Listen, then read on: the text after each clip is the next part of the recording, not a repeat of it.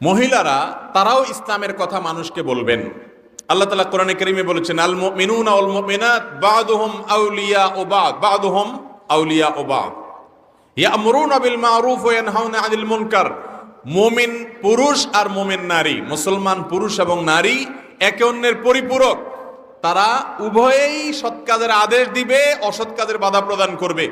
একজন মানুষকে ভালো কাজের কথা আপনি যেমন বলবেন, আপনার স্ত্রীও বলতে হবে, আপনার মাও বলতে হবে, আপনার বোনও বলতে হবে, মহিলারাও বলবেন। কিন্তু তাদের বলার পরিধি একরকম, আমাদের বলার পরিধি আরেক রকম। তারা তাদের মধ্যে বলবে, মহিলাদেরকে বলবে, বাচ্চাদেরকে বলবে, পরিচয়দেরকে বলবে।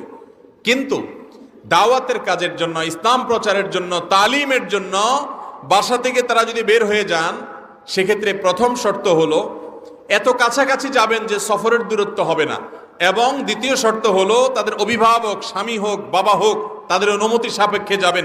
তারা বাধা